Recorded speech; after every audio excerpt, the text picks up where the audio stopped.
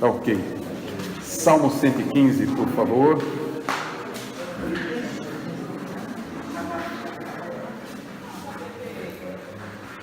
Vamos lá. Um único verso, por favor, essa manhã. Não leremos todo o Salmo. Eu gostaria de chamar a atenção para um único verso e principalmente que vocês tivessem a Bíblia em mãos, porque nós vamos precisar percorrer aqui alguns textos da Escritura. Na verdade, nós vamos ter um percurso aqui que a gente chama mais ou menos chamado de teologia bíblica, digamos assim, tá? Então vamos lá. Salmo 115, verso 8. Leiamos juntos.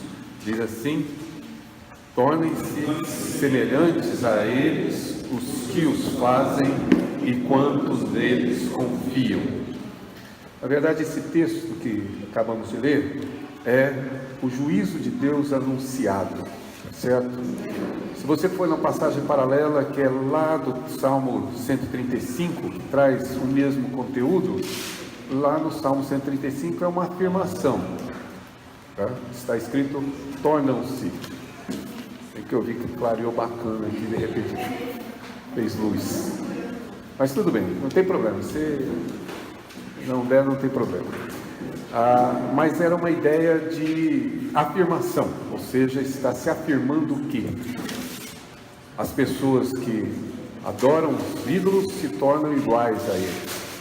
No caso do Salmo 115, é um pouco mais, digamos, tem uma conotação diferente, porque neste caso tem a ver com o juízo de Deus, ou seja, tornem-se, tá certo? Se a minha língua portuguesa não me deixa na mão aqui, tornem-se significa que é um imperativo e, portanto, em nome de Deus, ou o salmista escreve dizendo que as pessoas que adoram tornarão-se, ou seja, é um juízo aplicado por Deus. E aí nós precisamos, de certa forma, recapitular e entender o desenvolvimento dessa ideia. A ideia que temos aqui do Salmo 115. Aquelas questões de ter olhos e não ver, de na verdade ter ouvido e não ouvir, ela se conclui aqui nessa frase. Precisamos entender como é que isso se desenvolve. Num certo sentido, digamos assim, o que temos aqui. Há uma metáfora que vem sendo desenvolvida, que começa lá em Êxodo 32, tá certo? Não é gincana, não vale ponto, mas quem que se lembra do que relata o Êxodo 32? Qual o evento? Mar Vermelho, Marvel? Não. Êxodo 32. Isso, obrigado, Di. Exato mesmo. O bezerro de ouro, não o besouro. Mas o bezerro de ouro que foi, na verdade, feito pelo povo de Israel. Ali começa essa metáfora. A ideia nasce dali, tá certo? Conforme aparece, inclusive, em Deuteronômio 9, que é a repetição de Êxodo, tá? O discurso de Moisés narrando o que aconteceu lá em Êxodo. Depois há uma aplicação dessa metáfora em Deuteronômio. Daqui a pouco nós vamos a esses textos, vamos ver. Então ele aplica a metáfora. Salmo 115 e Isaías 6, por exemplo, é a replicação, ou seja, quando a metáfora é aplicada novamente agora por Isaías e pelo salmista. Lembra-se, Isaías ainda pré-exílio e o Salmo pós-exílio. E depois no Novo Testamento, principalmente no texto de Mateus, Jesus conclui essa metáfora. Portanto, percebam que essa história ela vai se desenvolvendo ao longo da história de Israel. A concepção daquilo que lemos faz parte exatamente dessa composição ou desse desenvolvimento. Para entender isso, então, precisamos caminhar um pouquinho e voltar um pouquinho. Quando Deus formou o homem, Deus disse: façamos o homem a nossa, ou seja, nós somos feitos à imagem e semelhança de Deus. Ser imagem e semelhança faz parte da nossa natureza criada, ok? Do propósito da criação humana. Isso é uma coisa que não conseguimos, de certa forma, nos livrar dela. Ainda que desejemos, e ainda que nos esforcemos, inevitavelmente, inescapavelmente, e para, claro, atender ao público, obviamente, tá? Nós sempre somos, de alguma maneira, imagem e semelhança dele. Isso faz parte da nossa criação, da nossa condição humana. Nós somos assim, nós sempre seremos imagem e semelhança. Não importa o que ocorra, nós não conseguimos desvencilhar dessa condição da nossa criação. É como, na realidade, você pedir para um ser humano não pensar. Ele será um ser pensante porque Deus o constituiu assim. É como pedir para um ser humano não ter caráter ou não ter nenhuma responsabilidade moral. Inevitável, nós somos seres criados também com a capacidade moral e por isso não nos desvencilhamos disso. De qualquer maneira, também não temos como nos livrar da condição de sermos imagem e semelhança. O ser humano foi criado, então, segundo Deus diz, para refletir a sua imagem e para refletir a sua semelhança. A glória de Deus é manifesta em nós. Para isso Deus nos criou, certo? Deus nos constituiu. Façamos o homem a nossa imagem e semelhança, e não tem a ver com imagem e semelhança física, vocês sabem disso, né? O conteúdo não é assim. É porque, na verdade, lembre-se, quem tomou a forma de servo, de homem, foi Jesus. Ali ele assumiu a nossa forma física para estar entre nós e morrer em nosso lugar. Mas quando Deus nos fez, Deus não nos fez da maneira que somos, porque Deus é fisicamente assim. Deus é Espírito. O texto de Gênesis diz que o Espírito do Senhor pairava sobre isso. Então, na verdade, não havia corpo. Portanto, a imagem e semelhança não é a imagem de um corpo, é exatamente esse caráter de Deus, esses atributos que pertencem a Deus e que se manifestam em nós. É exatamente isso que nos foi criado. Por isso, o texto mostra, mas não somente na criação, mas em Romanos 8, se você já puder abrir e ler comigo, Romanos 8.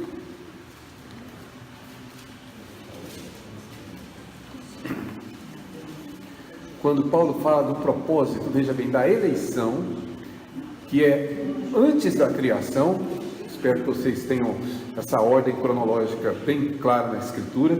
Deus elege primeiro e Deus cria posterior, tá?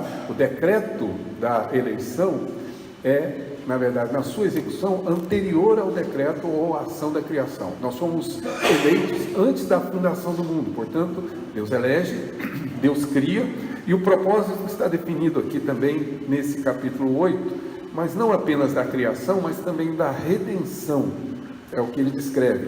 Diz o verso 28, sabemos que todas as coisas cooperam para o bem daqueles que amam a Deus, daqueles que são chamados segundo o seu propósito, porquanto aos que de antemão conheceu, também os predestinou para serem conformes à imagem do seu Filho, a fim de que ele seja o primogênito entre muitos. Obrigado. Eu fiz de propósito.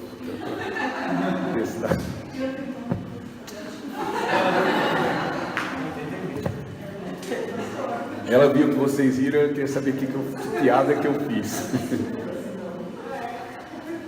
Mas veja o texto de Romanos, como na verdade a redenção, ela na verdade também tem como propósito tornar-nos semelhantes a Jesus, a imagem do Filho. Então nós somos criados para ser a imagem de Deus e veja bem, fomos redimidos para expressar a imagem do seu Filho. Isso faz parte exatamente do propósito de Deus, da natureza com que Deus nos fez. Em resumo, inevitavelmente refletiremos alguma imagem, não apenas a imagem, digamos, da criação, mas na redenção. Essa imagem está indelevelmente ligada a nós. Inevitavelmente passaremos ou viveremos assim. Por isso, precisamos agora olhar a metáfora que vimos originalmente, ou seja, como é que isso então foi, de certa forma, organizado aqui na Escritura por Deus, como Deus, na verdade, revela isso. Então, notem bem, começando lá em Deuteronômio 29, que, como eu disse, é uma aplicação do que aconteceu em Êxodo, Deuteronômio 29, vamos lá, isso, eu vou ler aqui, É um pouquinho de paciência que a Bíblia é nova. Agora.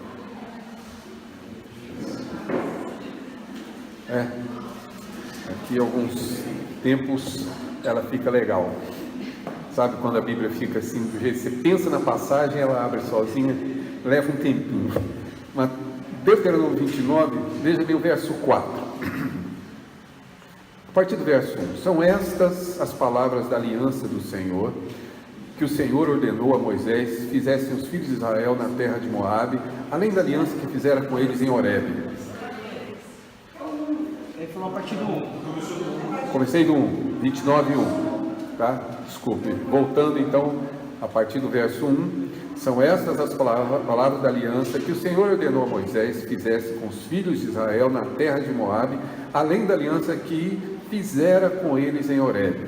Chamou Moisés e todo Israel e disse-lhe: tendes visto tudo quanto o Senhor fez na terra do Egito perante vós, a Faraó e a todos os seus servos e a toda a sua terra, as grandes provas que os vossos olhos viram e os sinais e grandes maravilhas.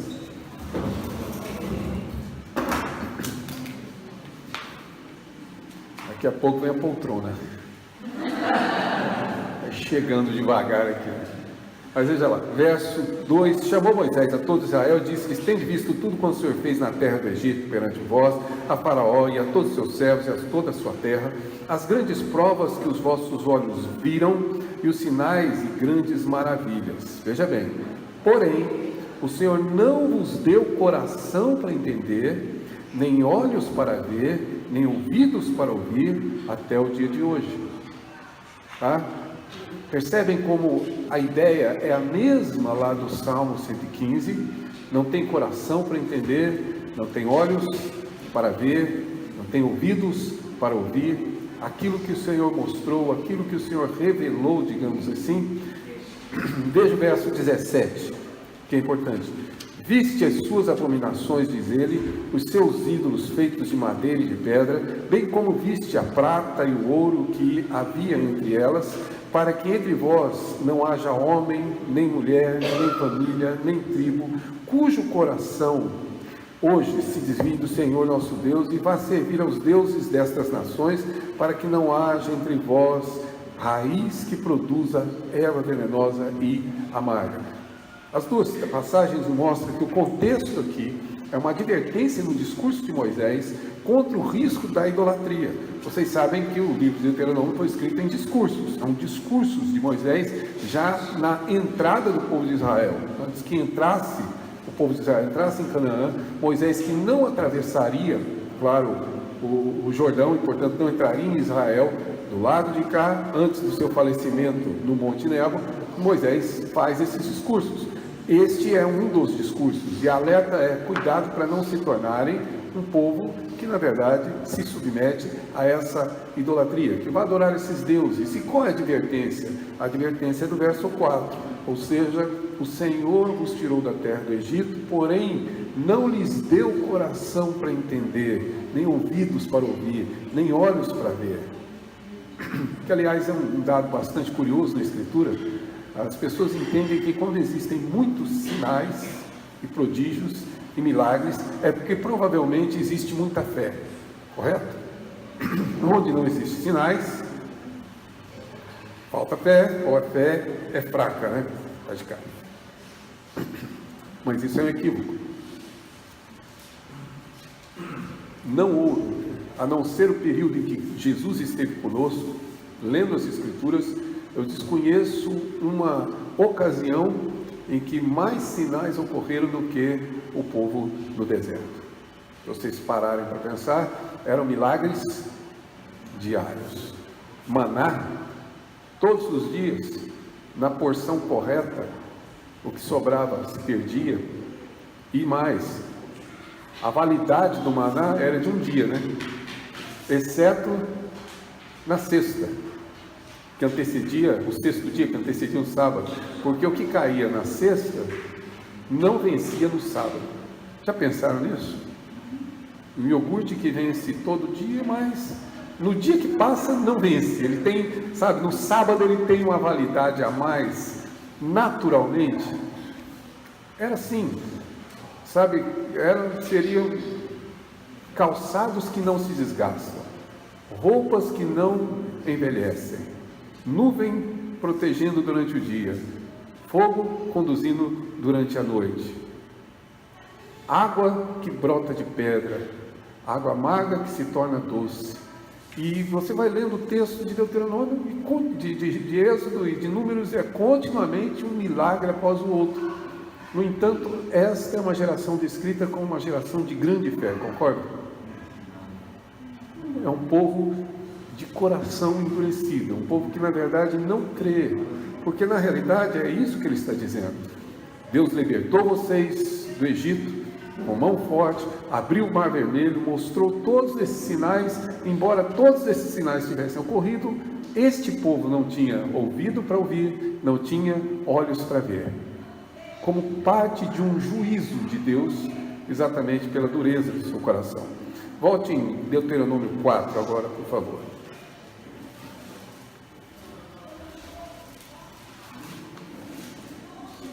Verso 27 e 28, diz ele assim: o Senhor vos espalhará entre os povos porque o teu Deus, é isso mesmo, 27, é que eu voltei aqui, 27, o Senhor vos espalhará entre os povos e restareis poucos em número entre as gentes, aonde o Senhor vos conduzirá. Verso 28, lá servireis a deuses que são obra de mãos de homens, madeira e pedra, que não veem, não ouvem, nem comem, nem... Dá para quase ler o Salmo 115 aqui, concorda? Vocês vão adorar, porque vocês serão levados e vão adorar a esses deuses para onde vocês serão levados. Na verdade é um juízo de Deus, dizendo para eles: obedecerem a minha palavra, e se vocês me obedecerem, vocês serão muito bem sucedidos na terra que vão habitar. Agora, se vocês me desobedecerem, é isso aqui que vai acontecer. Sem entrar em detalhes e sem causar polêmica, é a mesma lógica da chamada língua, ou chamado dom de língua. A mesma lógica começa exatamente aqui em Deuteronômio. A ideia de que um povo iria dominá-los e eles iriam adorar. E esses deuses não comem, não cheiram, e não, de forma alguma eles conseguem ter algum tipo de reação ou de conduta humana. Essa ideia então procede de Êxodo 32, do bezerro de ouro. Vocês se lembram a história, né? Estávamos todos lá, muito bem representados, tá? Exatamente, estávamos lá, ou seja, Moisés sobe ao monte para receber a tábua, Deus dá a tábua a Moisés, mas antes de Moisés descer, Deus falou: ó, Moisés, aquele povo que está lá embaixo não dá, eu vou fazer de você uma nova nação. Aí Moisés intercede: Senhor, não faça isso, intercede em favor do nome de Deus, na verdade, e em favor do povo. E então Moisés desce. Quando Moisés desce, está o povo inteiro em torno de um bezerro de ouro que foi fundido por Arão e os sacerdotes, retirando das argolas, digamos assim, que todos usavam, e constituiu aquele bezerro. Em torno disso fazia uma festa pagã, fazia na verdade uma festa natural dos deuses. Moisés, muito calmamente, porque vocês sabem que diz a Escritura que Moisés na sua geração era o homem mais manso que tinha na terra, ele muito mansamente quebrou a tábua, desceu até lá, ele fez pó daquele bezerro de ouro, calmamente, pôs na água e deu para o povo beber, na mais profunda paz. Não, você deve ter pegado uma marreta lá e destruiu tudo, e agora vocês bebam disso. Era a ira de Deus manifestada em Moisés. E continuando nesse mesmo caminho, temos então o surgimento dessa expressão importante que nós lemos no verso 9, por favor, de Êxodo 32.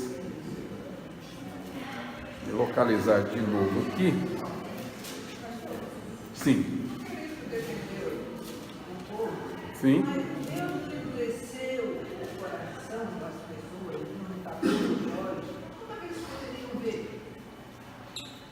Eu vou te pedir enorme favor, você vai me fazer essa pergunta de novo, mas quando nós estivermos falando sobre Romanos 1, e aí eu vou tentar explicar exatamente isso. Voltar lá em Romanos 1 e talvez consigamos entender o que aconteceu aqui. Tá? Por que na realidade essa ideia de endurecimento ocorre, certo? Romanos 1. Veja bem, verso 9. E o altar, do 32, diz ele: disse mais o Senhor a Moisés: tenho visto este povo, e eis que é um povo de dura cerviz, nuca dura. Essa expressão dura cerviz, para nós ela já se tornou meio que bíblica. Então nós somos, digamos assim, cristãos, a gente nasceu com a Escritura, nosso país se declara cristão, então algumas expressões não são muito comuns, principalmente se você é evangélico, você já deve ter ouvido várias vezes falar de dura cerviz. Só que a palavra originalmente, ela não era aplicada a homens. O que era uma dura cerviz? Era um animal rebelde.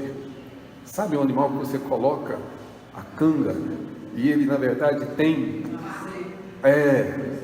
Quem já lidou com animal sabe disso. Tem uns animais que você pode pôr o arreio, pode pôr a canga, pode pôr... apanha, leva a chicotada, mas o bicho... porque ele tem uma dura cerviz. Ele não obedece ao comando. Tá? Você coloca a cana no bicho para fazer o arado e ele anda torto. Você dá nele para ele andar reto e ele anda torto. Você quer que ele vá para cá e ele continua andando para lá. É um animal rebelde. É essa a ideia. Tá certo? É essa a ideia. A ideia de que a dura cerviz é, na verdade, uma linguagem de um animal que é aplicada a seres humanos. Não sei se os irmãos estão percebendo o que acontece aqui. Deus está dizendo a Moisés que o povo se tornou igual ao ídolo que eles adoram, ou que eles criaram. Tá certo? Eles estão se tornando, ou eles se tornaram iguais, exatamente ao bezerro que eles criaram, exatamente como aquele animal criado. Isso fica evidente. Se você for a Oséias capítulo 4, verso 16, que está aí o texto, se não quiserem abrir, mas é exatamente isso. O texto de Oséias, Deus repreendendo. Lembre-se qual é o contexto de Oséias, também é um contexto de idolatria, também é um contexto de ídolos, e ele diz o seguinte: como vaca rebelde se rebelou Israel. Certo? Por acaso o Senhor, será que o Senhor o apacenta, ou apacentará Israel como um cordeiro em vasta campina? Não tem jeito, porque Israel não é um cordeiro, Israel é uma vaca rebelde, com dura cerviz. Tá certo? Essa ideia, ela é fundamental para aquilo que estamos tentando entender, ou seja, dentro do desenvolvimento da ideia, as pessoas se tornam iguais, ou se preferirem aquilo que eu disse lá no início, nós refletimos a imagem daquele a quem adoramos. Portanto, quando surge o juízo ou a afirmação do Salmo 135, o juízo do Salmo 115, é o fato de que nós, sim, nos tornamos iguais aos ídolos ou ao Deus que adoramos. A quem adoramos. É inevitável, você não consegue deixar de refletir essa imagem. Por isso nós temos tanto problema com a idolatria, porque nós vamos refletir aquilo que adoramos. E se adoramos um bezerro de ouro, nós vamos ficar igual uma vaca rebelde com a cerviz dura. Se adoramos uma imagem que tem boca, mas não fala, tem ouvido, mas não ouve, tem olhos, mas não veem, nós nos tornaremos pessoas que não ouvem, não veem, não falam, não compreendem. Percebem que essa é a dinâmica ou o fruto dessa metáfora aqui. E aí é interessante irmos talvez a Isaías 6, que é uma replicação dessa passagem, ok? Isaías agora, capítulo de número 6, capítulo muito conhecido, cuja estrutura do capítulo, verso 1 ao verso 13, quando Isaías tem a visão, é exatamente aquilo que está lá. Primeiro Isaías, nós temos uma doxologia. Os serafins estavam lá e os serafins adoravam ao Senhor, dizendo o que nós cantamos hoje cedo, não foi? Isso. Para a gente parece coincidência, para Deus é providência. Se perguntar o que eu combinei com o Vinícius sobre os cânticos, nada. Tá? Mas Deus sabe como ele é, né? Como eu disse, ele tem um bom humor, que é como... Yemet. Deus tem um bom humor e ele hoje pela manhã nos saudou exatamente com a sua providência.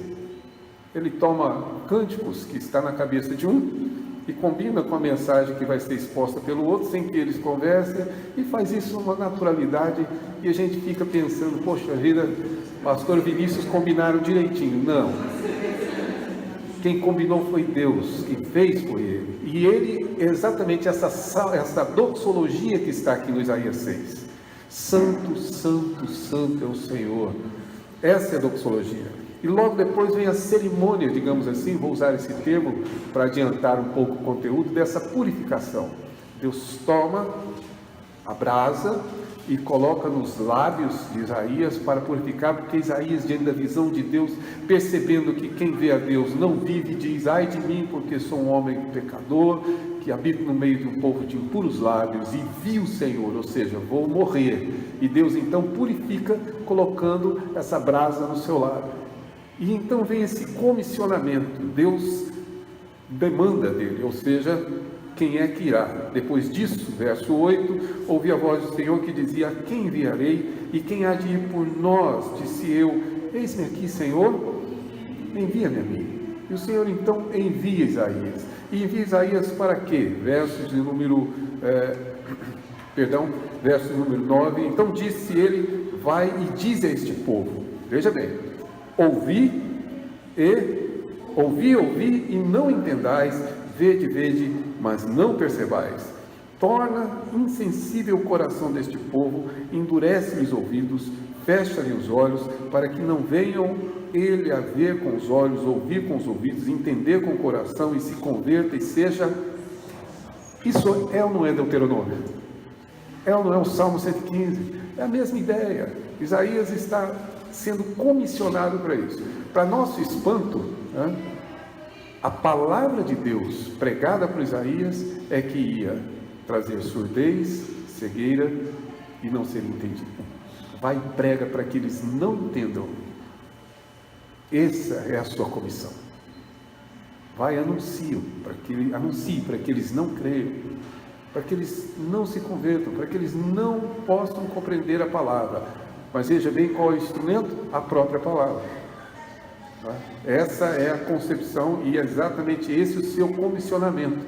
E isso tem a ver exatamente com o que Isaías anunciou. Agora vamos fazer aí um pequeno caminho nesses capítulos de Isaías. Começando lá no 42.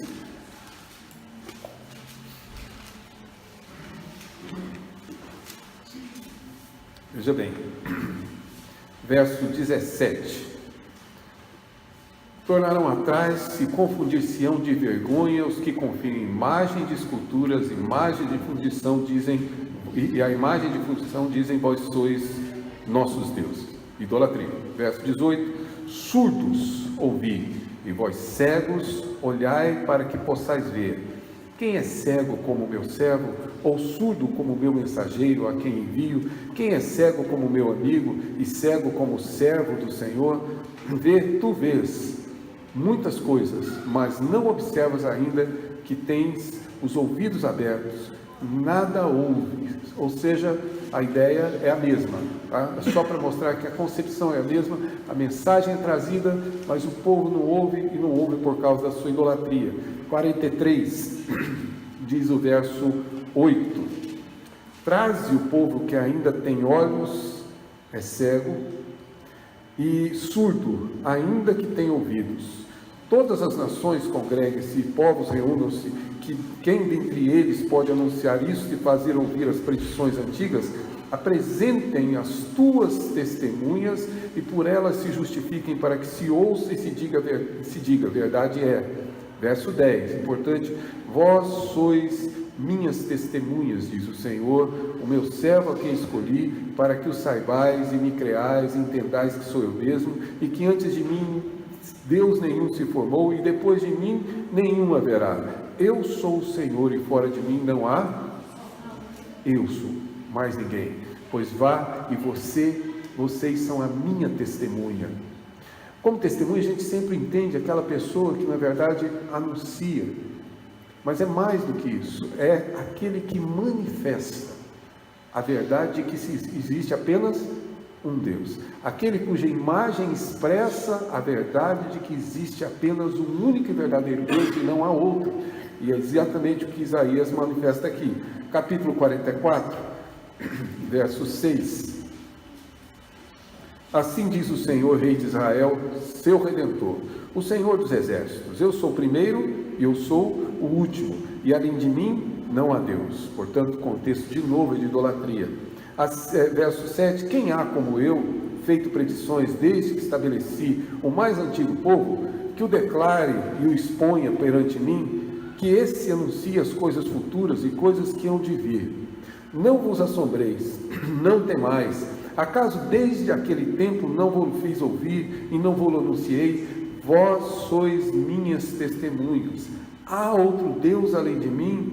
Não há outra rocha que eu conheça.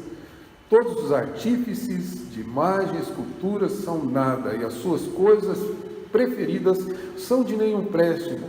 Eles mesmos são testemunhas de que elas nada veem, nem entendem, para que lhes sejam confundidos.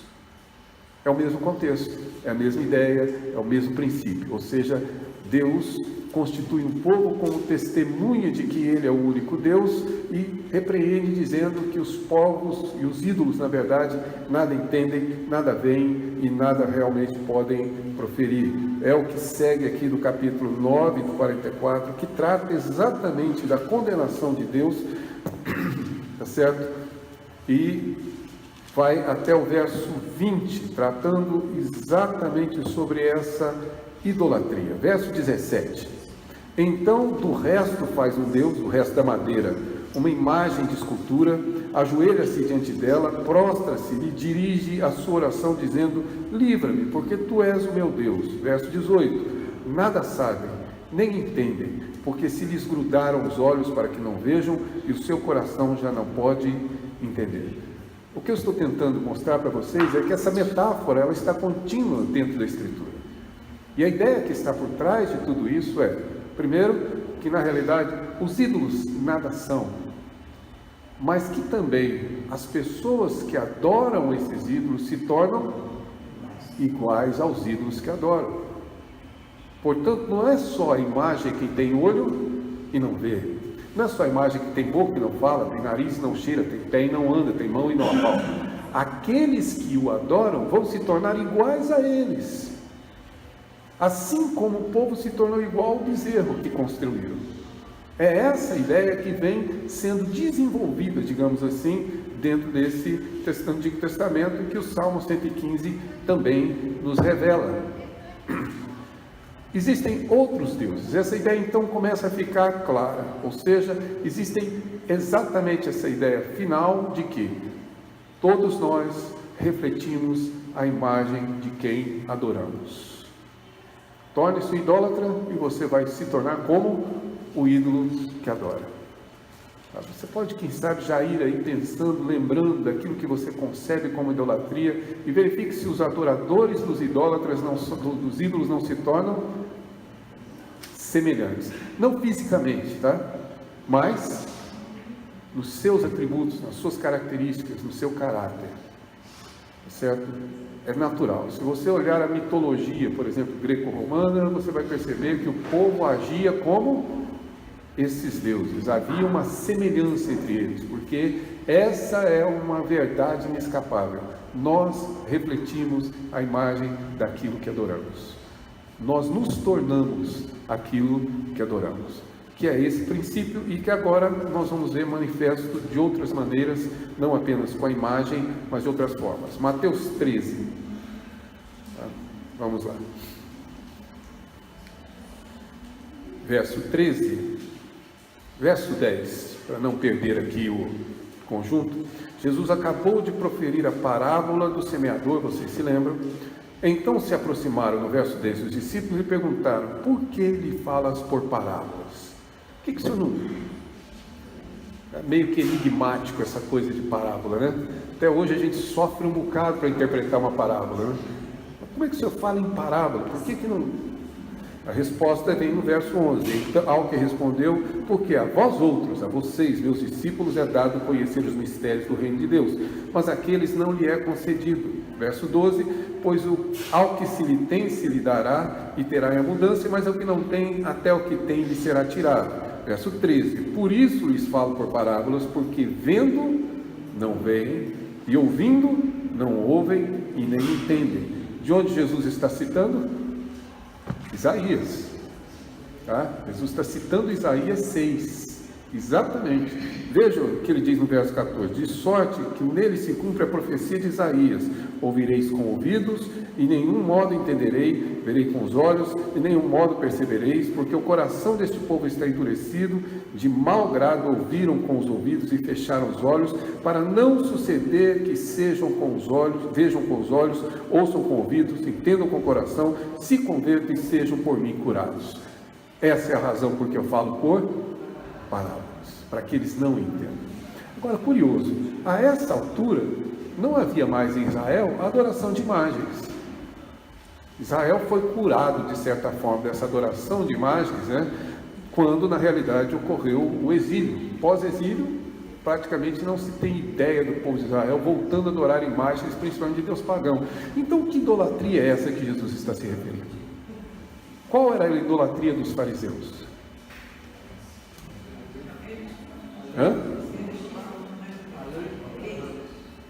A tradição. A tradição deles. A interpretação que eles faziam da Escritura, que para eles era maior do que a própria Escritura. Há diversos exemplos. Eles tomavam a lei, interpretavam a lei, e essa sua interpretação, ela tem um valor maior do que a própria Escritura. Jesus, a Escritura diz: amai o seu próximo. E eles disseram: ama o próximo e odeie seu inimigo. Tá certo? Esse é o princípio. E veja bem, esse acréscimo nada mais é do que uma interpretação que eles fizeram da palavra, e isso passou a ser exatamente a sua lei. E essa tradição não é porque é a lei de Deus que eles adoravam. Eles, na verdade, adoravam a lei que eles interpretaram, que eles constituíram. Vós dais os dízimos do endro e cominho, mas negligenciais os princípios mais elementares da lei. Ou seja, vocês tornaram-se lei para si mesmos. E essa tradição de comer sem lavar mão, que é mais importante do que a vida de uma pessoa, de não profanar o sábado, que é uma tradição, tanto que Jesus foi condenado várias vezes porque ele fez o quê? No sábado. E eles faziam de propósito, a resposta de Jesus era mais de propósito ainda. Quando você lê, por exemplo, o texto de Jesus na casa do judeu, onde Jesus foi convidado, Lucas capítulo 14, e diante dele foi colocado um homem hidrópico. Hidrópico significa uma pessoa que tem retenção de líquido por algum motivo de saúde, pode ter uma artéria do estômago que esteja aí esclerosada, mas de qualquer maneira ele tem uma retenção de líquido. Já viu alguém que sofre de cirrose? Quem conhece, é inevitável. Você bate o olho e você sabe o que é. Pessoa ictérica, amarela, né? Verde claro, né? Mais ou menos da cor do caco, sapo, né? Aquela coisa bem verde. Ventre avantajado e provavelmente extremamente magro, tá? Então ele carrega uma barriga exatamente isso. E aí eles lá na festa trazem esse homem com essa enfermidade e colocam sentado em frente a Jesus. Se vocês pensarem como é que eram compostas as mesas daquela época, não eram como as nossas, né? Elas eram 45 centímetros aproximadamente, e elas ficavam muito na posição de U, para que pudessem ser servidos aqui no meio. E as pessoas sentavam no entorno, e aí o primeiro lugar era do convidado, do dono da casa, e aí os demais iam sentando de acordo com a sua honra. Uma vez eu vi uma aula de um professor que me mostrou como, do ponto de vista da ótica, ou seja, da física aqui, o dono da casa só poderia ver a mulher lavando os pés de Jesus, já que ele estava sentado no centro da mesa, se Jesus estivesse sentado no último lugar, de menos honra. E provavelmente colocaram Jesus junto com o hidrópico. Vamos ver se ele vai curar no sábado. Vocês querem ver? Pois eu mostro para vocês. Outro milagre de Jesus, numa sinagoga, ficaram todos observando, porque havia um homem enfermo com a mão mirrada, e Jesus chama o homem para o meio. E diante, para todo mundo ver. Vocês querem saber se eu curo no sábado? Então está aqui, no sábado. E pergunta, é lícito ou não curar e salvar no sábado? O que diz a lei? Porque, veja bem, a tradição é maior do que. E é exatamente essa condição que faz com que Jesus diga aqui que eles, na verdade, confiam e principalmente adoram a sua tradição. Não uma imagem, mas a sua tradição. Entendam isso. Não é necessário que nós nos tornemos idólatras apenas olhando para uma imagem. Nós podemos ser idólatras adorando uma ideia. Deixe-me tentar ser bem claro nesses casos. Nós, na verdade, cremos na Escritura, mas nós não adoramos a Bíblia. A Bíblia é a palavra dele, revela ele, mas a Bíblia não é para nós o nosso Deus. Muito menos os nossos catecismos. Porque existe um sério risco de eu adorar a teologia de Deus e não o Deus da teologia. Existe grande possibilidade, se me permitem dizer, acontece de fato, com certa frequência, das pessoas adorarem a teologia, a ideia. E veja bem, uma construção teológica é uma coisa belíssima quando você entende, quando você compreende. Mas nós não adoramos a teologia, nós adoramos o Deus que a teologia expressa, ensina. Esse é o Deus que adoramos. Porque, do contrário, eu começo a adorar uma tradição, uma ideia, e ao longo do tempo eu fico me tornando parecido com a ideia que eu adoro. É, de fato, muito comum isso. Mas isso acontece conosco? Sim, sem dúvida. Não sei se vocês já perceberam, mas tem gente que é mais presbiteriano do que é crente. Sim, eu sou presbiteriano, defendo veementemente a doutrina de João Calvino, mas o calvinismo não é meu Deus. Não é. Meu Deus é o Deus da Escritura. É a Ele que eu adoro. A teologia não é o meu Deus e não pode ser. Mas isso não acontece só com os, digamos, protestantes ortodoxos reformados. Isso pode acontecer conosco, que de certa forma tem acontecido, mas irmão, isso pode acontecer muito, e acontece com pessoas que têm outra linha doutrinária. Arminiano é tão adorador da sua teologia quanto nós podemos nos tornar. O pentecostal, e nem vou mencionar o pentecostal, porque esse, na verdade, e não digam que ele não tem teologia, ele tem, mas as suas tradições são mais importantes do que a verdade da Escritura. Olhe a sua volta e perceba isso, e cuidado com o amor que às vezes a gente possui por nossos costumes e tradições. Não é jogar fora a nossa história, e não é negligenciar nosso zelo por Deus, mas é não transformar isso maior do que Deus, com o risco de nos tornarmos exatamente iguais ao que pensamos. Eu já contei para vocês a história, vou contar de novo, porque já existem várias delas, por exemplo, que eu já presenciei.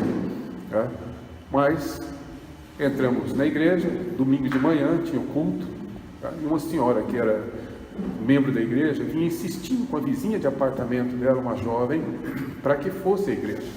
Menina nova, moça, mas do mundo, tá? Vivia a vida como hoje se vive nessa idade jovem, digamos assim, não é só para grande jovem, tem muito adulto vivendo assim, mas vivia uma vida dissoluta, em resumo. Então, um dia, por alguma razão, a menina resolveu ir. Acho que não deu para ir na balada no dia anterior, mas resolveu ir no domingo de manhã para a igreja com ela. Foi. E aí pegou sua melhor roupa, digamos assim, para ir. Tá?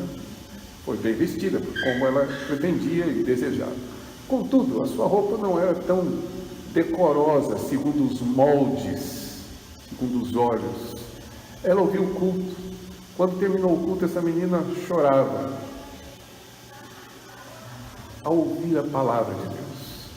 E eu anunciei lá na frente que nós íamos separar para a escola dominical, como sempre fazíamos, a igreja era muito grande.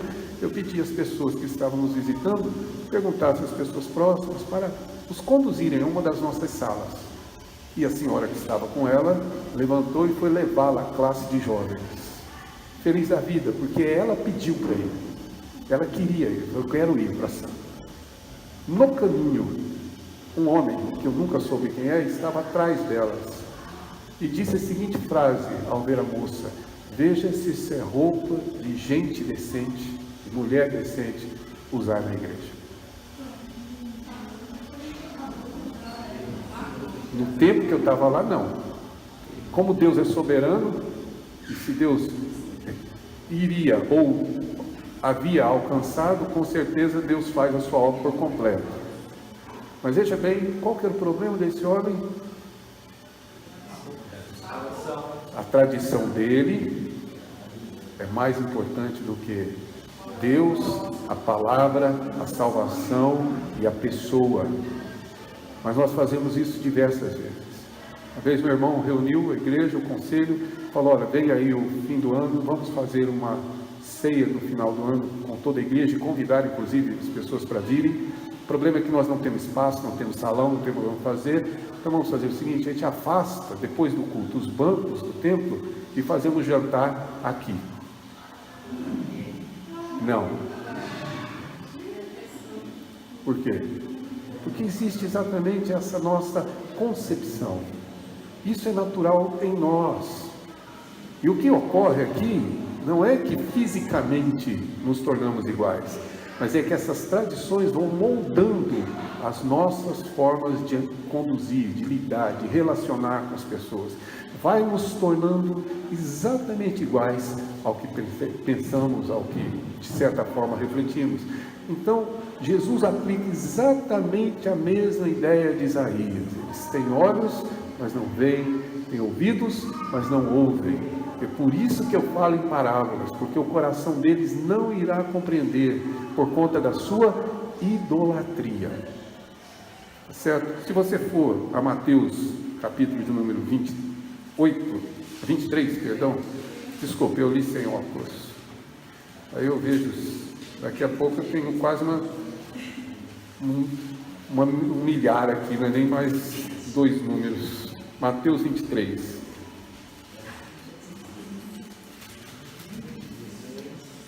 (23) 16 a 18. Ai de vós, falando para os fariseus, guias cegos, que dizeis: quem jurar pelo santuário, isso é nada. Mas se alguém jurar pelo ouro do santuário, fica obrigado pelo que jurou.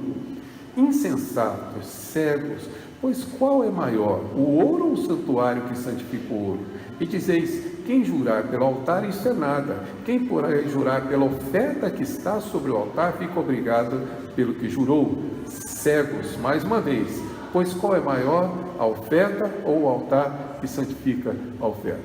Jesus está criticando de novo essa, digamos, idolatria. Idolatria do altar, idolatria do ouro que está no altar. E isso, de fato, ocorre, né? Naquela época e ainda hoje. Graças a Deus, a nossa igreja não tem mais altares. Não tem, tá? E por favor, não tratem o púlpito como um altar, porque não é. O altar é lugar de sacrifício, né? Eu espero que não trate, senão eu vou começar a sacrificar o pastor lá no púlpito. Não temos, porque nós de alguma forma não temos a necessidade mais de altares. O altar verdadeiro e o sacrifício único já foi feito lá na cruz, então não temos necessidade, ok? E por isso, até o fim do acampamento a gente dá um jeito nisso. Vai ser domingo de manhã, amanhã de manhã. A gente vai pôr cedo e tirar logo depois, né? Mas tá bom. Então percebam isso. Se conseguirem prestar atenção aqui e deixar os meninos trabalharem, percebam isso. Aqui o que ocorre é uma adoração ao altar. Portanto, não é necessário que exista uma imagem. Tá? Isso ocorre com frequência.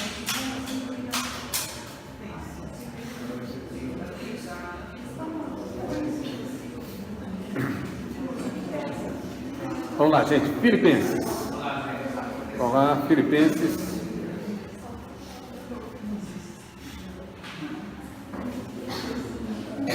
Esse importante capítulo de Paulo aos Filipenses.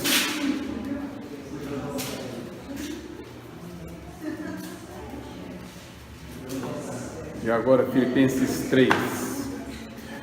O contexto de Filipenses é um pouco diferente, né? Filipos e aquela região, o contexto é muito de um sincretismo, é aquela coisa de juntar e de reunir os pensamentos, as teologias e obviamente os conceitos, e acaba construindo uma nova condição, digamos, de uma questão sagrada. E Paulo escreve então a partir do 17 assim: irmãos, sede imitadores meus e observai os que andam segundo o modelo que tendes em nós, os apóstolos.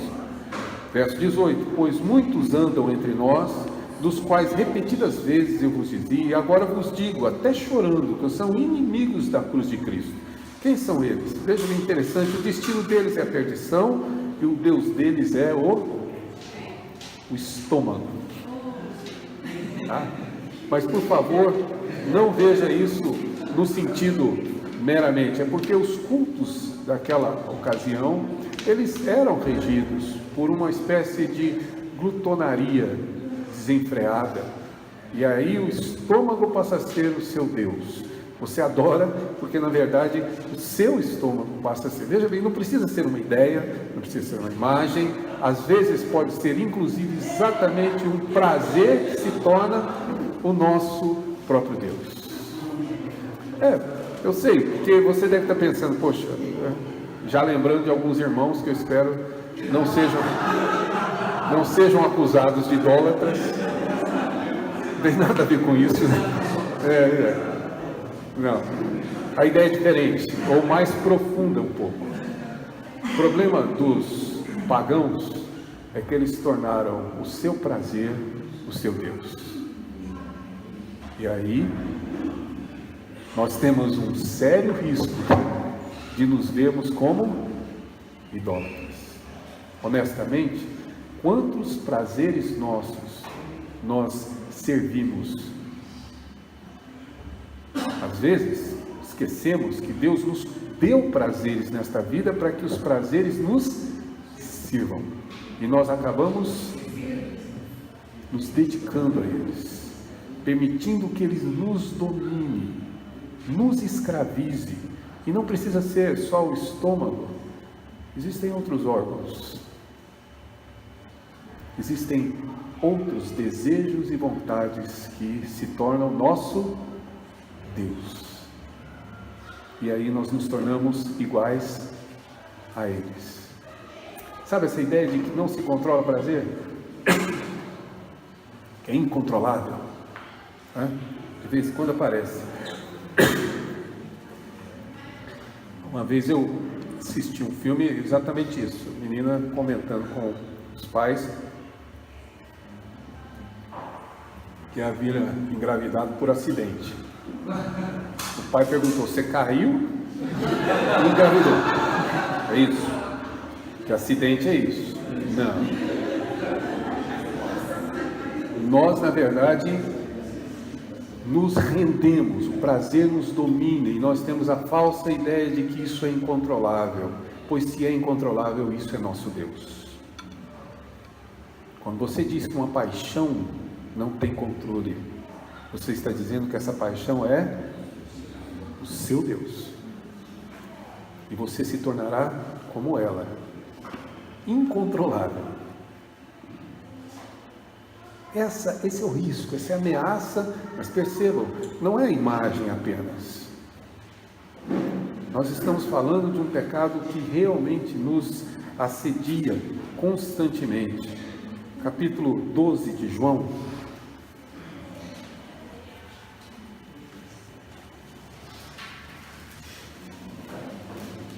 Evangelho de João, capítulo 12, verso 37, Jesus explica mais uma vez por que os judeus estavam incrédulos. Diz ele, e embora tivesse feito tantos sinais na sua presença, não creram nele.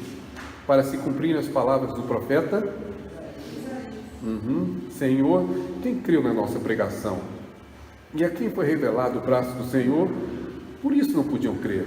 Porque Isaías disse ainda, cegou-lhe os olhos, endureceu-lhes o coração, para que não vejam com os olhos, não entendam com o coração, e se convertam e sejam por mim curados.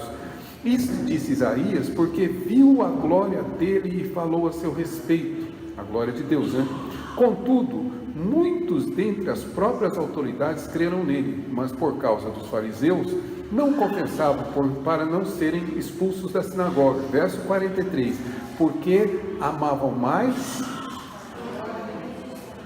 do que... Portanto, a glória em si pode ser o nosso ídolo, a glória de homens. Notem que não sei se você se sente como eu, é meio inescapável, meio difícil. Eu diria, é quase impossível dizer que não existe na minha vida algum tipo de idolatria. Como eu disse lá no início, nós estamos lutando contra essa idolatria. É a nossa grande desafio. Foi o problema lá no início, quando a árvore, o fruto da árvore era desejável para nos fazer igual a Deus. Iguais a Deus. E portanto, desde lá, essa idolatria marca a nossa existência. Nós estamos lutando contra ela, tentando fazer com que Deus seja de fato o único Deus verdadeiro, o princípio e o fim. Antes de mim não houve Deus e depois de mim não haverá. Eu sou o único. E é essa a ideia, na verdade, e a própria concepção que é discutida aqui. Uma outra passagem interessante é Estevão citando em ato, fazendo seu discurso, já na hora da sua morte, né? Que é, aliás, um discurso extremamente importante. Mas capítulo 7 de Atos,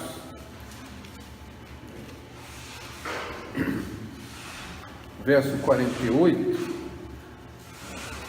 ele diz, entretanto, falando de Deus, não habita o Altíssimo em casas feitas por mãos humanas, como diz o profeta. O céu é meu trono, e a terra é o estrado dos meus pés. Que casa me edificareis, diz o Senhor? Ou qual é o lugar do meu repouso? Não foi porventura a minha mão que fez todas essas coisas? Verso 51. Homens de incircuncisos coração e de ouvidos, diz ele, vós sempre resistis ao Espírito Santo, assim como fizeram os vossos pais, também vós o fazeis, além de matar os profetas. Ou seja, a ideia é que eles não têm ouvidos, mas não ouvem, tem um coração que não entende. É isso que Estevão está dizendo, porque vocês parecem, são iguais ao povo que levantou um bezerro lá no deserto e se tornou um povo de dura cerviz. O povo rebelde, lá no início. Perceba que isso é importante para o que nós lemos.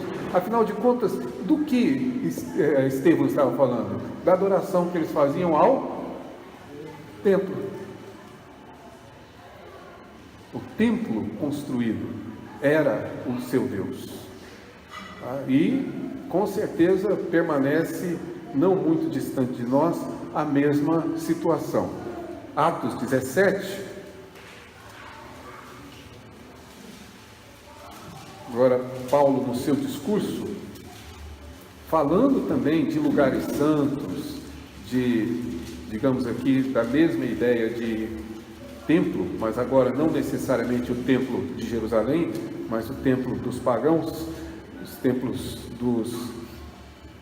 porque Paulo está em Atenas, o templo dos gregos. No capítulo 17, verso 24, ele diz: o Deus que fez o mundo e tudo que nele existe, sendo ele Senhor do céu e da terra, não habita em santuários feitos por mãos humanas, nem é servido por mãos humanas, como se de alguma coisa precisasse, pois é ele mesmo que a todos dá vida, respiração e tudo mais. Paulo está usando o mesmo argumento, ou seja, Deus não pode ser contido em templos.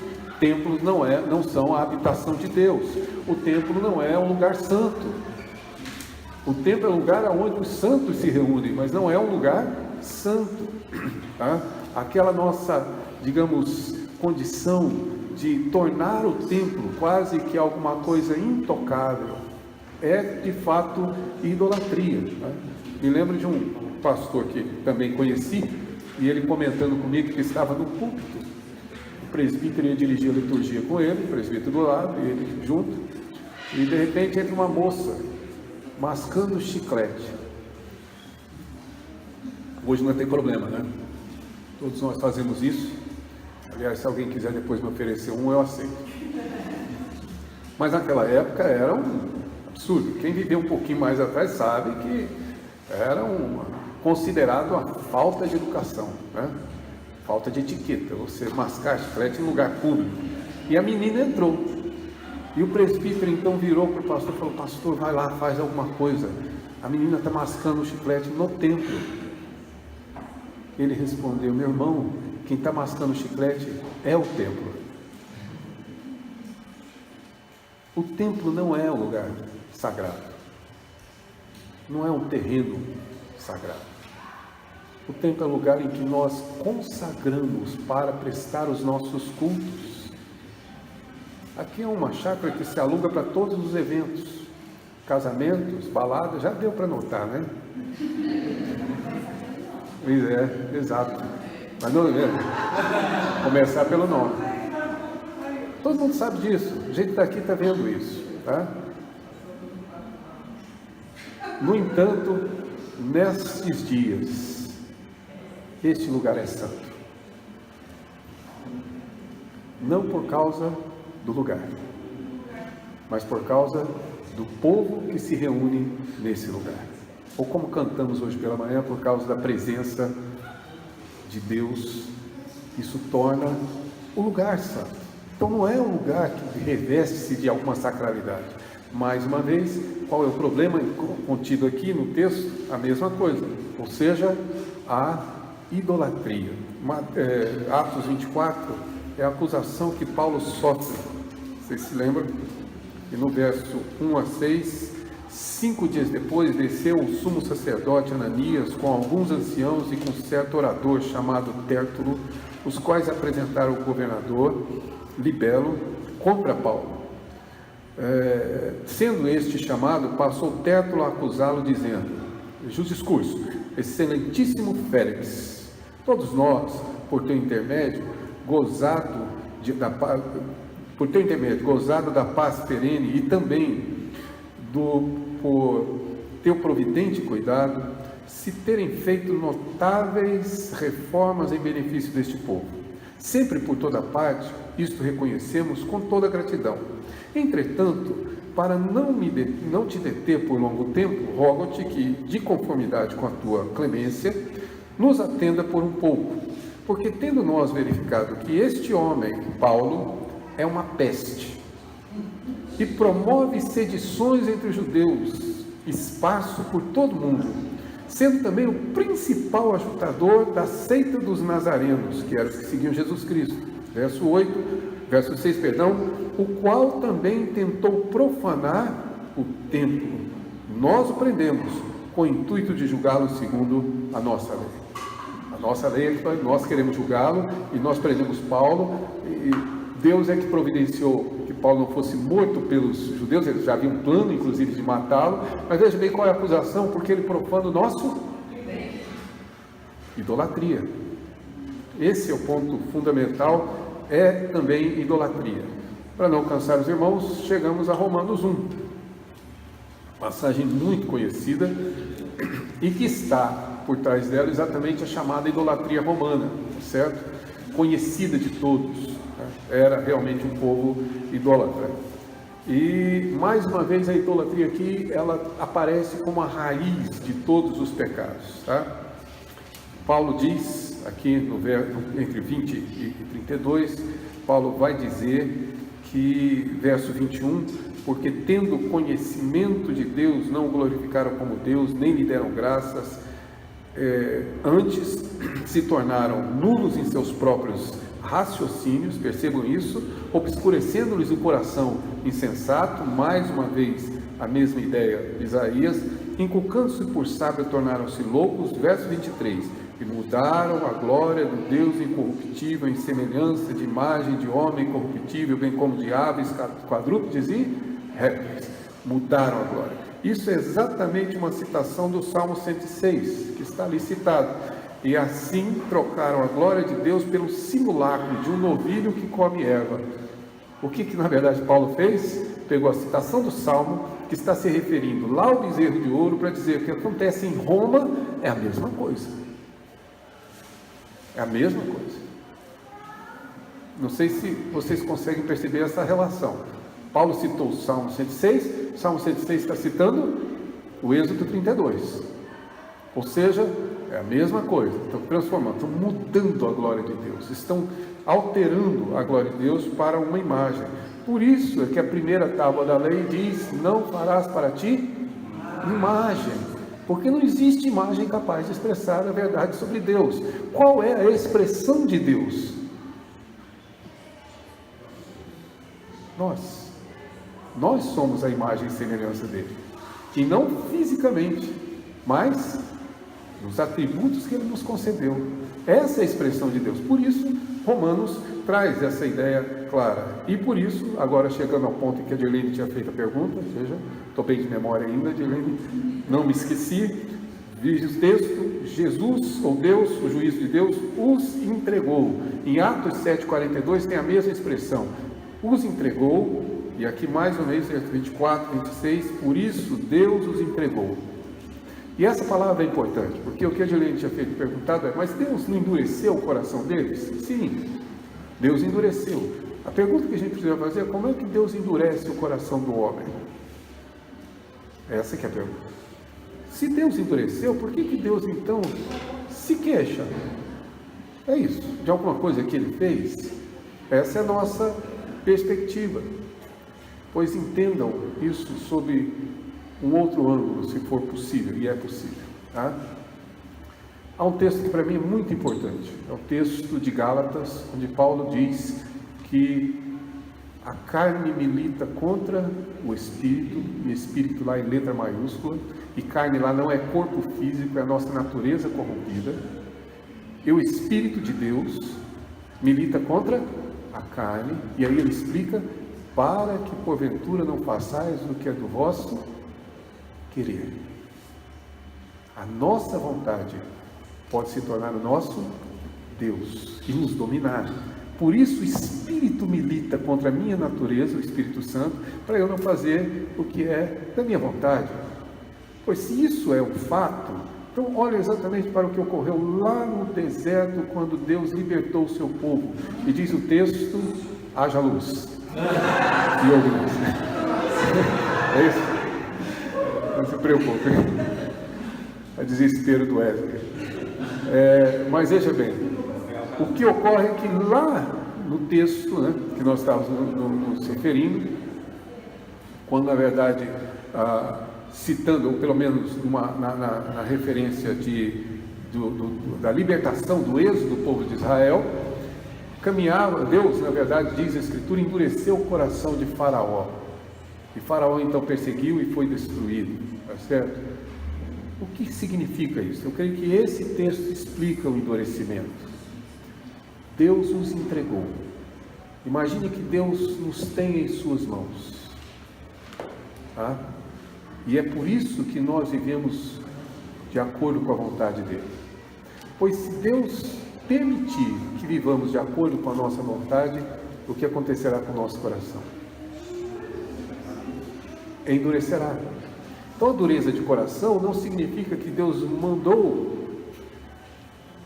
um endurecimento, mas significa que Deus permitiu ou entregou essas pessoas a viverem de acordo com a sua própria vontade. Então o que acontece aqui em Romanos é que Deus os entregou para que eles vivessem a vontade deles. E o que isso redundou? Mudaram a ordem natural das coisas, e os homens começaram a se unir aos homens, e as mulheres mudaram seu costume e começaram a se deitar com as mulheres, e isso é consequência de um coração endurecido, fruto de uma idolatria. Se tornaram iguais aos seus deuses. Olha, mas Deus simplesmente os entregou. É uma frase de uma autora que eu sempre gostei muito. Ela dizia o seguinte: bem-aventurado aquele que diz a Deus, seja feita a tua vontade. Maldito aquele que ouve de Deus, seja feita a tua vontade. Se Deus nos deixar livres para fazermos o que queremos, nós não somos em nada diferente do que conversávamos ontem à noite, do rapaz que entrou em Osasco e matou aquelas crianças. Nosso coração é corrupto como o deles. Nós faríamos isso e faríamos mais, porque o coração está entregue, e nós vamos nos tornar iguais aos ídolos, cruéis, violentos, porque são esses atributos. O que Romanos nos mostra é exatamente essa verdade. Não sei se de agora você entende. Deus simplesmente permitiu que essas pessoas vivessem de acordo com aquilo que elas queriam. Tá? Eu não preciso exagerar aqui, já está todo mundo muito grande aqui para entender isso. O que se torna um jovem quando criança, todas as suas vontades são atendidas? Não precisa ser cristão não, tá? Muita gente que não é cristão está aí escrevendo e falando sobre isso, que precisamos impor limites, porque aí a gente diz, ele faz tudo o que ele quer, ele é escravo da sua vontade. Aí você tem que atender o que ele pretende na hora que ele quer, do jeito que ele quer, porque ele é o rei, né? O mundo gira em torno do umbigo daquele indivíduo, e se tornou um Deus. É exatamente essa a questão. O coração, a vontade humana pode ser um Deus. Neste caso, fica claro, inclusive aqui, e se me permitem só um último detalhe, como uma palavra mesmo eu diria de advertência, mas também de constatação, afirmo categoricamente sim, homossexualismo é idolatria. Porque é a adoração de um desejo, e é um corpo rendido a essa vontade. Se não, por favor, vamos citar de memória aqui, você consegue fazer isso? Romanos 12, 1 e 2. O que diz? Pois, irmãos, que apresenteis os vossos corpos em sacrifício vivo, santo e agradável a Deus, que é o vosso culto racional. E não vos conformeis com este século, mas transformai-vos pela renovação da vossa mente. Ou seja, forma. Não tome a forma de, mas transforme para que a sua forma seja do Filho do Redentor, que é nosso. Por isso, o culto que prestamos tem exatamente esse papel. Quero caminhar aqui para algumas conclusões e chegar a esse ponto. Primeiro, a condição inescapável do homem é refletir o Criador, tá certo? Foi para isso que Deus nos fez sua imagem e semelhança, e nós refletimos a imagem e semelhança do Deus que nos criou. Até aqueles homens mais perversos, até os homens mais cruéis, aqueles homens que têm talvez a imagem humana mais distorcida, ainda assim são imagem e semelhança de um Criador que o fez, porque isso é inevitável. Contudo, por causa do pecado, há uma impossibilidade de não sermos idólatras. Por favor, leiam cuidadosamente o que eu escrevi. Eu não estou dizendo que existe uma possibilidade de sermos idólatras. Eu estou dizendo que por causa do pecado original, há uma impossibilidade de não sermos idólatras. Somos idólatras por causa do pecado. E é disso, de fato, que Deus enviou Cristo Jesus para nos libertar. Ouvimos, mas não temos ouvidos, mas não ouvimos. Temos olhos e não vemos. Temos nariz e não cheiramos. Temos mãos e não apalpamos. Somos como os nossos ídolos. Eu me torno aquilo que eu adoro. É o título do livro dele, que na verdade eu usei exatamente para interpretar esse verso 8. É exatamente isso. Ou seja, se eu adorar um ídolo, serei igual àquele ídolo. Vou manifestar essa imagem, por favor, não é físico. São os seus atributos. Se eu adoro um bezerro, vou ficar com a minha cerviz dura, como um animal selvagem, como um animal rebelde. É assim que me torno. Que, aliás, nos ajuda a entender as várias passagens dos evangelhos em que Jesus chama esses homens de dura cerviz. São rebeldes, são idólatras, porque na verdade seguem seus próprios desejos, suas próprias vontades, suas próprias ideias, suas próprias teologias, suas próprias tradições, adora o seu templo, adora o seu altar, mas alguma coisa ele adora. E essa descrição não dos fariseus, mas sejamos honestos, essa é uma descrição minha e sua. Quem é o falso Deus que você adora? Quais são? Essa é a pergunta. Claro, precisamos de uma resposta, e a resposta é exatamente essa, ou seja, somos conforme aqueles que adoramos, e esta é uma das funções do que acabamos de fazer esta manhã. Por que adoramos a Deus? Porque Deus é digno de adoração. Por que adoramos a Deus? Para exaltar o seu grande nome, afinal de contas, essa é a finalidade de todo homem, o princípio é glorificar a Deus e gozá-lo para sempre. Por que adoramos a Deus? Porque, na verdade, quanto mais eu adoro a Deus, com Ele. Não sei se você vê a beleza do que Deus constitui aqui. Por isso é que eu preciso adorar. Deus não precisa da minha adoração, mas Deus é tão cuidadoso que Ele me permite adorá-lo. E quanto mais eu adoro, mais parecido eu fico com Ele. Tá? Quero tentar aqui voltar. Cadê o Mateus? Come on here, please. A relação pai e filho. Né? Come on, Mateus. You. 5 minutos longe da Nath, tá bom?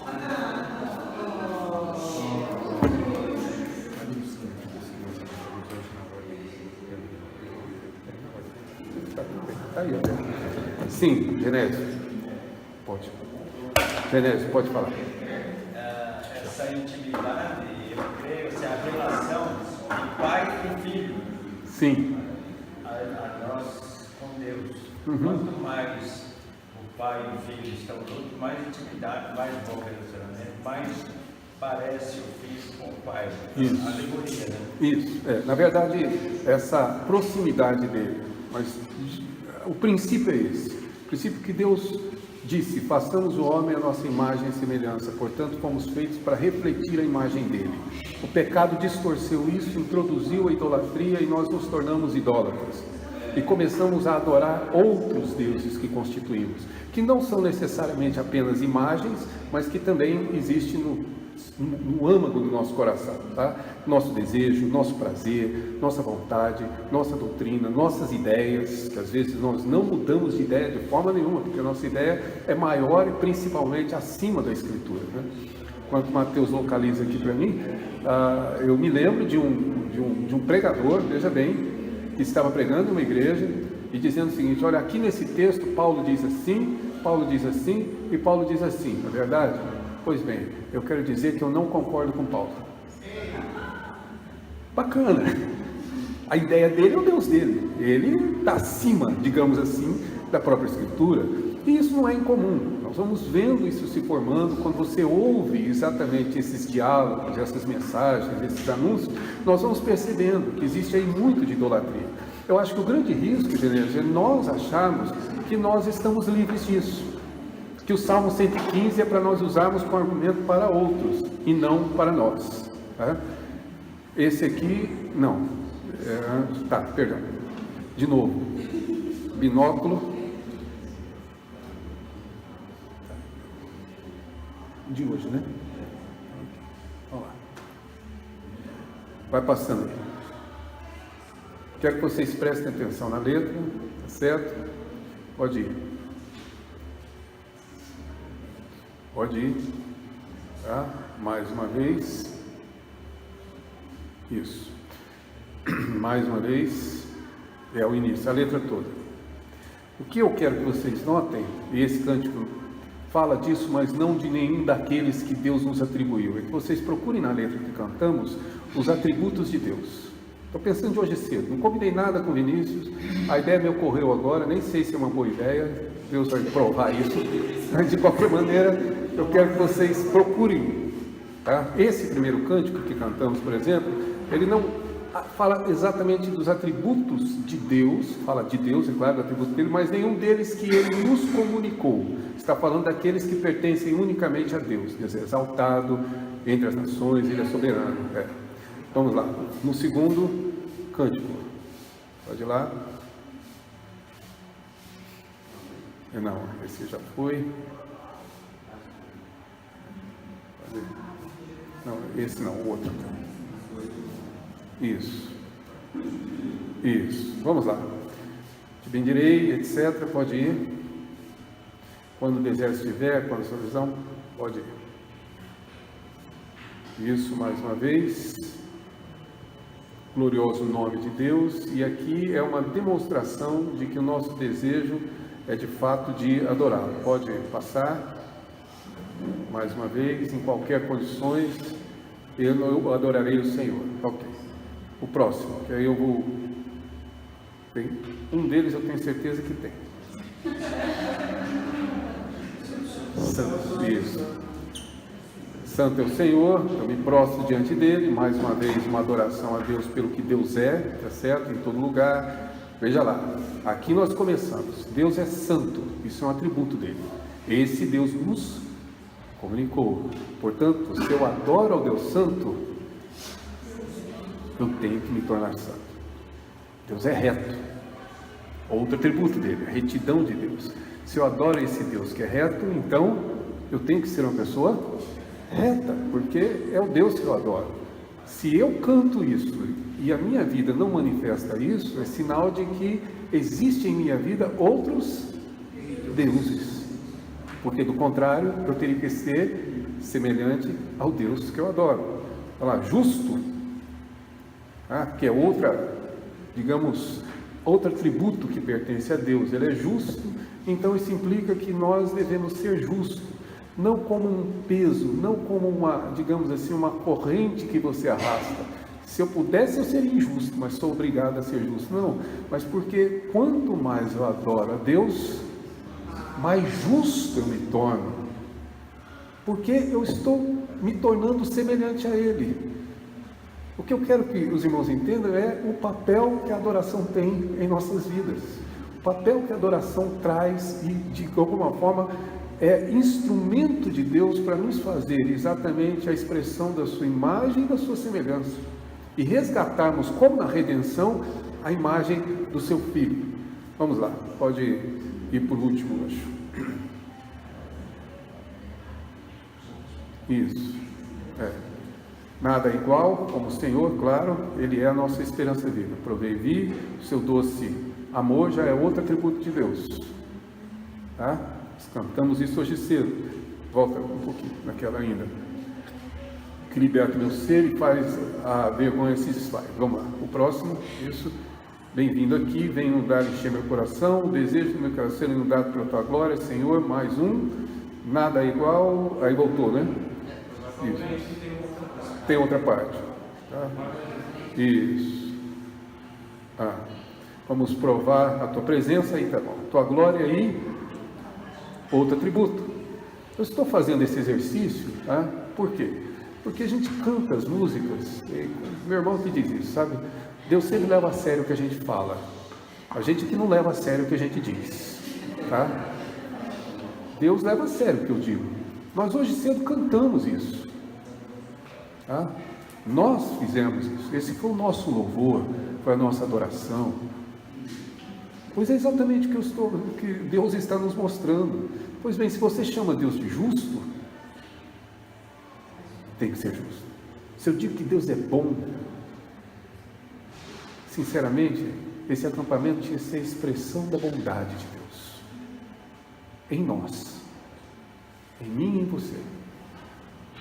Temos que ser bons, porque temos que ser exatamente igual ao Deus que adoramos. Porque se meu coração não traz essa bondade, é porque existem outros deuses no meu coração.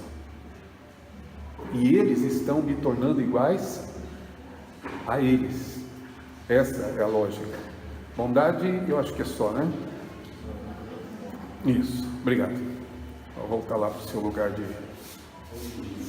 exato. Obrigado. Obrigado. Então, o que eu queria que nós tentássemos, né? Não só vocês, mas eu também tentássemos compreender era isso. É um versículo pequeno, é um juízo de Deus. Tornem-se semelhante a eles todos os que o fazem e aqueles que o confiam neles, porque adoração é confiança. Então veja bem, a pergunta que eu gostaria de deixar com vocês hoje cedo, antes de orarmos, é: quem é e quais são os nossos ídolos? Eles existem. Eles existem e nós temos que lutar contra eles.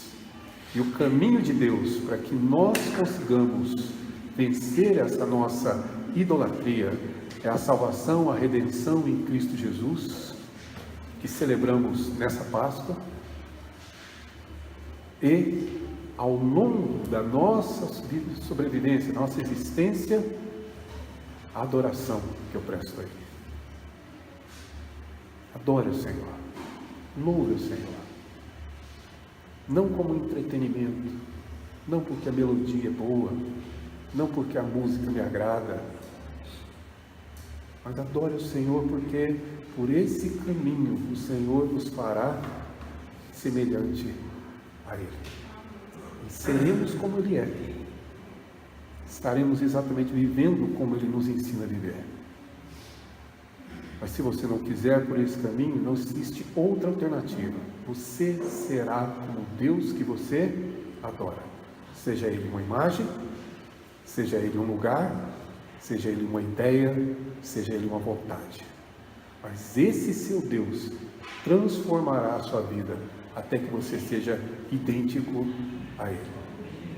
Vou completar, porque ontem à noite nós estávamos falando aqui do C.S. Lewis, né? Antes de dormir, recomendando a leitura para algumas pessoas que ainda não tenham lido Lewis, que é um escritor cristão que vale a pena ser lido. Mas eu quero concluir com um texto que eu já falei, mas que me impressiona muito, em um dos seus livros, que é o livro chamado, traduzido, né, com o título As Cartas do Coisa Ruim, ou então As Cartas de Adolf Salper diz. É uma ideia de Lewis. Lewis parte de uma frase de Lutero. Lutero falou que o diabo, que é o espírito orgulhoso, ele não admite zombaria. Então Lewis escreve um livro quase que zombando dele mesmo. Mas embora zombe dele, na verdade, foi um livro para você rir e você chorar. Porque você se vê e quanta infantilidade existe em nós, quanta sutileza nós caímos. Então o livro é interessante, porque na verdade é essa comunicação que existe. E existe uma outra obra dele, que é exatamente a obra chamado O Grande Abismo. Esse é menos conhecido. É um livro pequenininho, em que Lewis idealiza a saída das pessoas de uma astronave e que vem até as imediações do céu. Chama-se Grande Abismo, porque no final do livro, o personagem que narra os fatos pergunta para um anjo, né, afinal de contas, de onde viemos, já que eles estão nas imediações do céu. E ele chama, vai até o chão, abre o gramado e diz: daqui, ou seja, de um pequenino espaço ali no fim. para dizer que se tem lá não se compara com o que Deus constituiu. Mas o livro é exatamente o confronto de histórias que são nossas.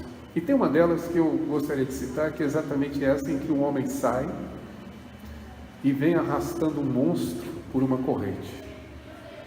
O monstro é enorme e ele vem puxando pela corrente.